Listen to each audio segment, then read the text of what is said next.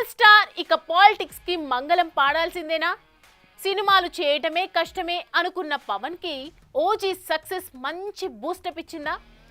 మొన్న అనిల్ రావుపుడి, నిన్న మోహన్ రమేష్, ఇవాళ హెచ్ వినోద్, లోకేష్ కనగరాజు, ఇలా ఆ భాష ఈ భాష అన్న తేడా లేకుండా అంతా పవన్ కోసం కథల్ని వండి వార్ చేస్తున్నారట. Let's watch.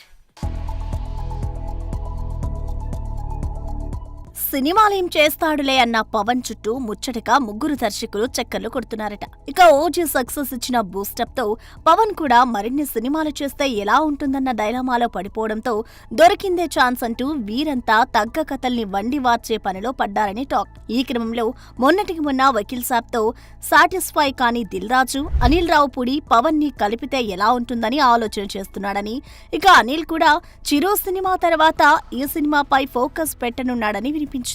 కేవీఎన్ ప్రొడక్షన్స్ బ్యానర్ లో దళపతి విజయ్ తో జననాయకం చేస్తున్న హెచ్ వినోద్ కూలీతో పర్లేదనిపించినా కూడా పవన్ కోసం ఓ సాలిడ్ స్టోరీ రెడీ చేశారని, వీరిద్దరిలో ఒకరితో కాంబోలో సినిమా త్వరలోనే అనౌన్స్ కానున్నట్టు కోలీవుడ్ కూడేకొస్తోంది. ఎల్సీయూతో తనకంటూ ఒక యూనివర్స్ ను క్రియేట్ చేసుకున్న లోకేష్ లాంటి ఇంటెన్స్ ఉన్న డైరెక్టర్ తనరా రాస్టిక్ యాక్షన్ గ్రిప్పింగ్ స్క్రీన్ ప్లేతో పవన్ కళ్యాణ్ లాంటి మాస్ హీరోతో సినిమా చేస్తే ఎలా ఉంటుందో ఊహించుకుంటేనే పూనకాలొస్తున్నాయంటున్నారు మెగా ఫ్యాన్స్. మరోవైపు అజిత్ లాంటి స్టార్ హీరోతో వాలీమై, తునీవు వంటి హై వోల్టేజ్ యాక్షన్ మూవీస్ చేసి తనని తాను ప్రూవ్ చేసుకున్నాడు H Vinod.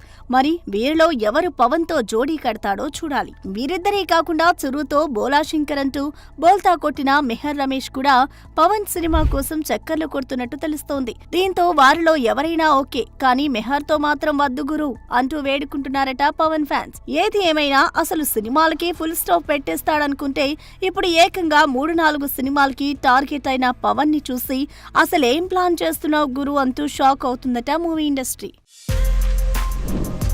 For more videos like this, subscribe Big TV channel.